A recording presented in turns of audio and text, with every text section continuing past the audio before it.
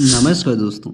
प्रधानमंत्री श्री नरेंद्र मोदी जी ने हाल के वर्षों में कई बड़े और महत्वपूर्ण परियोजनाओं का उद्घाटन और शिलान्यास किया, लेकिन अब भी मोदी जी की 10 बड़े और शक्तिशाली परियोजनाएं अंडर कंस्ट्रक्शन है। आइए आज की इस वीडियो में मोदी जी की 10 बड़े और शक्तिशाली परियोजनाओं पर चर्चा करते हैं, क्योंकि यह 10 परियोजनाएं नए भारत की नींव होगी और देश को वर्ल्ड की बेहतर इकोनॉमी बनाने में मदद करेगी। देरी ना करते हुए आइए आज की इस वीडियो को शुरू करते हैं। बट हाँ, आप चैनल को सब्सक्राइब कर वीडियो को लाइक जरूर कर देना। Let's go. पहली परियोजना है सागरमाला परियोजना। पहली बार सागरमाला परियोजना को 15 अगस्त 2003 को तत्कालीन प्रधानमंत्री श्री अटल बिहारी वाजपेयी जी द्वारा नींव रखी गई थी। इस योजना की सबसे खूबसूरत बात यह है कि इसे देश में मौजूद सभी पोर्ट्स को आपस में कनेक्ट करना है। जोड़ने से समुद्र व्यापार में बढ़ावा मिलेगा, ज़्यादा से ज़्यादा एक्सपोर्ट्स और इंपोर्ट्स कर पाएंगे, जिससे डायरेक्ट हमारी इकोनॉमी को बेहतर करने में मदद करेगी। हालांकि अटल बिहारी वाजपेयी जी अपने कार्यकाल में इसे पूरा नहीं कर सके। बाद में 15 अगस्त 2014 को प्रधानमंत्री श्री नरेंद्र मोदी जी की लीडरशिप में JNPT में संबोधन के दौरान सागरमाला परियोजना का जिक्र कर कार्यक्रम को शुरू किया और आज सागरमाला परियोजना के तहत बंदरगाहों को रेल, सड़क और कई हवाई मार्ग से इसे जोड़ने का काम तेजी से हो रहा है। इनफैक्ट बंदरगाह के आसपास बड़े बड़े स्पेशल्स इकोनॉमिक्स जोन्स पर भी काम चल रहा है। वहीं पुराने बंदरगाहों को रेनोवेट कर वर्ल्ड क्लास के तर्ज पर विकसित कर रहा है। कई जगहों पर तो नई टर्मिनल्स बनाई जा रही है। ऐसे में कहीं ना कहीं अगर ये सभी बंदरगाह एक दूसरे से कनेक्ट होंगे तो हमारे देश की ऑटोमेटिकली इकोनॉमी बेहतर होगी। तो देखते हैं ये सारे कब तक बनकर तैयार हो जाएंगे। वैसे सबकी डेडलाइन 2030 ही है। दूसरा है भारतमाला परियोजना। सड़क परिवहन मंत्रालय और NHAI मिलकर भारतमाला प्रोजेक्ट पर काम कर रहा है। इस परियोजना के तहत 82 न्यू हाईवे का निर्माण करने की योजना है, जिसमें कुछ तो NHAI और कुछ सड़क परिवहन मंत्रालय तैयार कर रही है, जिसमें coastal region, border area, religious places और पर्यटन स्थलों को हाईवे से कनेक्ट करने का नेटवर्क तैयार हो रहा है।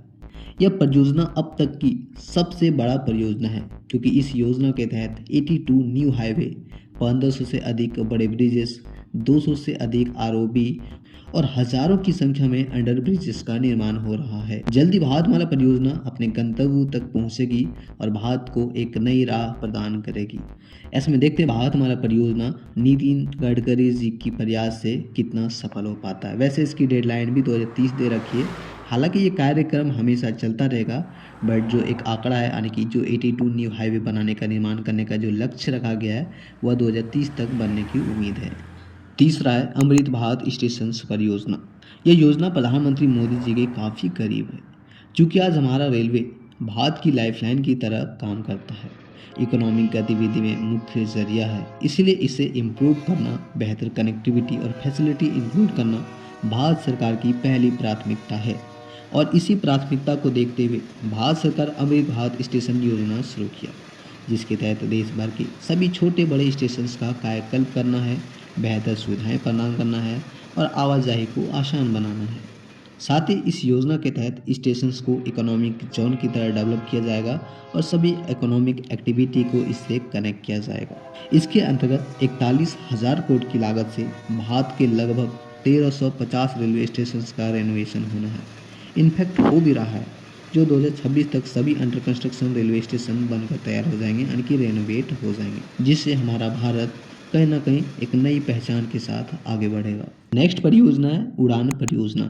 यह परियोजना भी मोदी जी के काफ़ी करीब है। मोदी जी का कहना है कि आम आदमी भी कहीं ना कहीं हवाई यात्रा कर सके और इसलिए उड़ान परियोजना को शुरू किया गया है।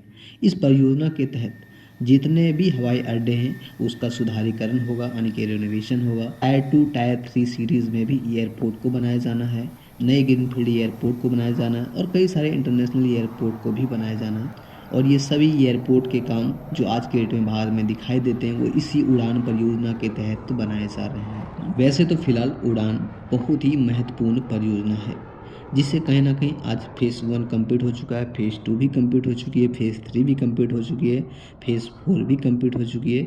फिलहाल फेज़ 5 पर काम चल रहा है, जो आज की डेट में काफ़ी तेज़ी से कंस्ट्रक्शन भी हो रहा है और बहुत ही तेज़ी से नए नए एयरपोर्ट्स का रेनोवेशन और नए नए एयरपोर्ट का कंस्ट्रक्शन भी हो रहा है।